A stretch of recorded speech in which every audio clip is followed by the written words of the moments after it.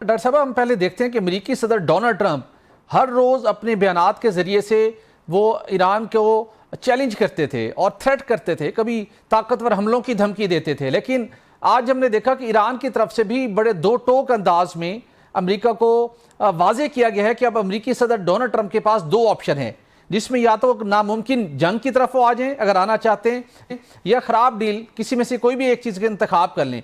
तो ईरान के लेवल पर भी बड़ी क्लैरिटी है उस वक्त जब वो ये आलमी मीडिया में ये बात सामने आई कि ईरान अपनी हतमी तजावीज़ अमेरिका के हवाले कर चुका है। अगरचे कि अमेरिकी सदर डोनाल्ड ट्रंप ने कहा है कि इन तजावीज़ का वो डिटेल अभी जायज़ा लेंगे, लेकिन ईरान के लबो लहजे के अंदर भी अब थोड़ी सी सख्ती आई है और एतमाद भी है।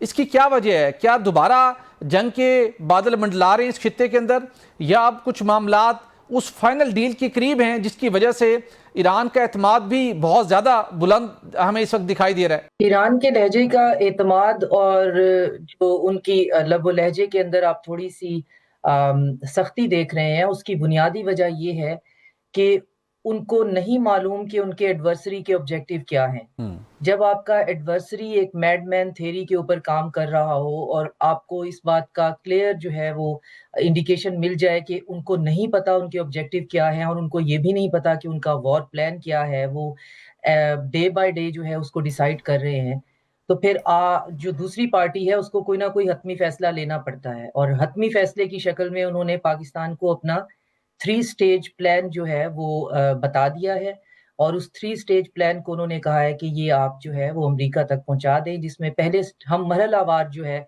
ये सारे का सारा मसला हल करेंगे। पहले मरहले पे जंग बंद होगी across axis of resistance including Lebanon, और जब ये मरहला तय हो जाएगा तो हम दूसरे मरहले में स्टेट ऑफ हुर्मुज़ कैसे ऑपरेशनलाइज होगी उस पे बात करेंगे और वो पहले की तरह फ्री नहीं होगी। और फिर जब ये मसला हल हो जाएगा तो तीसरे मरहले में हम आके न्यूक्लियर के जो मसाइल हैं वेस्ट के उन पे बात करेंगे, जिस पे ट्रंप ने और उनकी एडमिनिस्ट्रेशन ने कहा है कि हम इसको देखेंगे और उनको ज़्यादा पसंद ये प्रपोज़ल जो है वो नहीं आया। तो ये प्रपोज़ल देने का मकसद भी ये है कि ईरान को ये समझ आ गई है कि अमेरिका को यहाँ जाने के लिए एक विक्ट्री, एक फेस कीपिंग चाहिए और उसके लिए वो एक आखिरी हमला हर सूरत जो है वो करना चाहेगा और उस हमला करने के नतीजे में बाकी सारी बातें जो है वो बेबुनियाद हैं।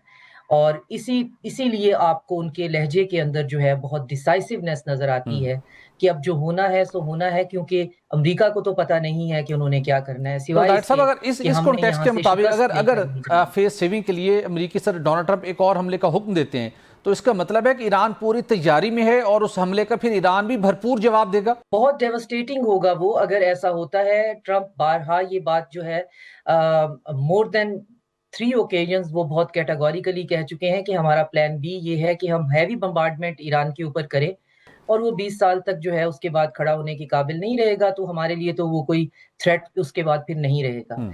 लेकिन जो ईरानियन सफारतकारी है, ख़ास तौर पे जो उसमें पाकिस्तान का रोल है और जिस तरह से वो पाकिस्तान को साथ लेके चल रहे हैं, वो इस बात की तरफ भी इशारा करता है कि ये जो चीज़ है ये पूरे रीजन के अंदर सबके लिए जो है वो बहुत मुश्किल है और सब इसके स्टेक होल्डर ना चाहते हुए भी हैं।